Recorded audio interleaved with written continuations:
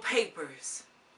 I often have paper and no pen. So where do I begin? I begin at the bottom of me.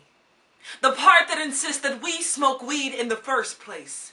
I place that potent pacifier in my mouth as I begin to shout ink out from the bottom of my palms onto a page that sometimes bears more pulse than I swipe ash off its face from time to time as I forget my peace of mind has just been lit and it's burning at the tip. See, I bet you never heard a pothead poem like this.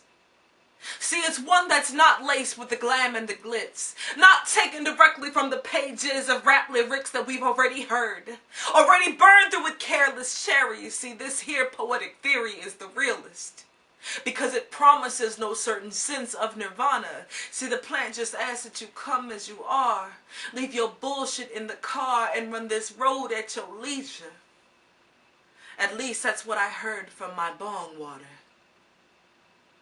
It's bubbles, blubbering a boiling hymn, insisting that I breathe out and breathe in. On it I can depend. It does not pretend to care. The weed just is there. See, I think I'd be dead if it weren't for these life coaches cloaked in smoke. They chant inhale, exhale with every flick of the bic I toke, because sometimes while going through it, I forget my lungs exist. So pack that shit. Break that bud up and roll that shit, but control that shit, because quitting is not an option.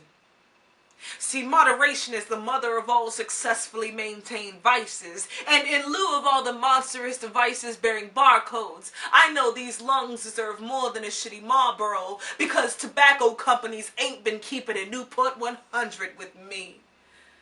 That's why me and my dealer are each other's greatest company. See, I can intake an acre of Mother Nature's most favorite flavor of green, and though my piss might never be clean, at least my peace of mind would be. That's why a friend with weed is a friend in need of some goddamn peace and quiet sometimes. See, me and my problems don't need to know that you and yours ain't fine, baby. I'm chillin'. I take care of home, and I'm chillin'.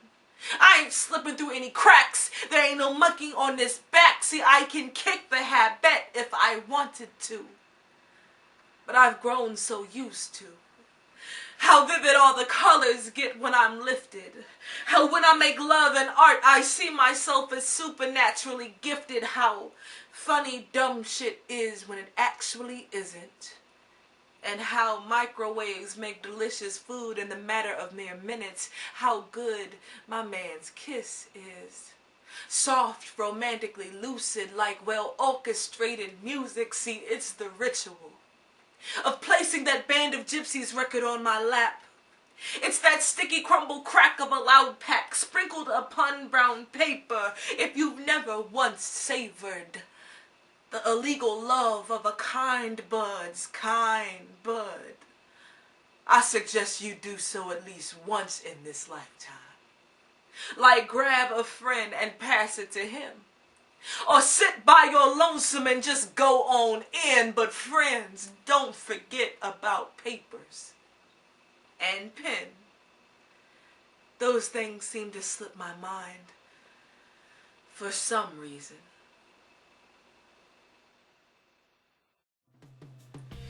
It's now currently 1:24 a.m. on April 20th, 2016. So happy 420, by the way. The backstory behind Don't Forget Papers is simple, really.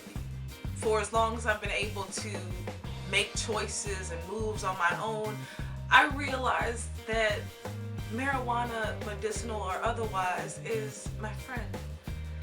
Being born with nystagmus astigmatism, and as you may have noticed, the pendulum movement of my eyes, I learned early on, regardless of how or why, I learned early on that smoking calmed that down. It not only lessened the effects of my nystagmus, it lessen the adverse effects of nervousness, anxiousness, all of that would come with my disorder. and not to lean on that so much. But once I realized that, it made me more active in public. It made me more of a people person. It made me not afraid to look people in the eye when I talked to them, whether they knew I was focusing on them or not. I saw that I was making eye contact with people, and it would be because, after a couple tokes or two, I was able to focus, honestly. So I feel really bad for anybody who looks down on marijuana as some kind of a gateway drug to whatever they were told. And, it's just really sad. It might not be for you per se, but your opinion means nothing to the lives that does benefit from it. So that's just my stance on it. When I moved to Baltimore, luck would so have it that I moved into apartment 420. Moving to apartment 420 was completely by happenstance. It was nothing that I picked out at all. But once I did move there and gained a new group of friends upon moving to Baltimore, people started to tag themselves here at apartment 420. It was already a location on Google Maps prior to me moving in, so that led me to realize people saw this as a retreat of sorts, a community, and that began the groundwork for a documentary that I began in 2007 called Project 420, Community Behind Four Walls and Smoke. This documentary was something that I'm still adding to till this day, 10 years later. And it's not solely based upon smoking and being a pothead. It's about the fellowship that follows once you realize that common bond you have among your fellow smokers, and that is straight up fellowship. At least that's what I experienced. As it would be now, I couldn't call on any of those people involved if you paid me. I don't know those people anymore at all because nothing lasts forever. But at the time, that community that came about here in apartment 420 was priceless. It was something that I wouldn't trade for anything. And at the time, we were each other's everything. So it's something to reflect on. And even right now, as the sun begins to come up, I get a little nostalgic, a little sad because of what a time that was for me. Because things have changed. So much has changed. I still maintain my little habit and I enjoy myself and I got good friends that do as well. But I think back to that time that lasted for a while, that the only way in which it exists now is in old footage and photographs and stories that I can tell. So even in doing this poem tonight and giving you a little backstory on its inspiration, it's a catharsis, really. I'm able to kind of reflect and make peace with certain things now because times have certainly changed. It is no longer a party, honey. We are all just trying to get by, whether we smoking or drinking or whatever, praying to the Lord above to get us through the next day. But as long as I'm living and as long as the universe so has it, my good friend will always be the ganja green.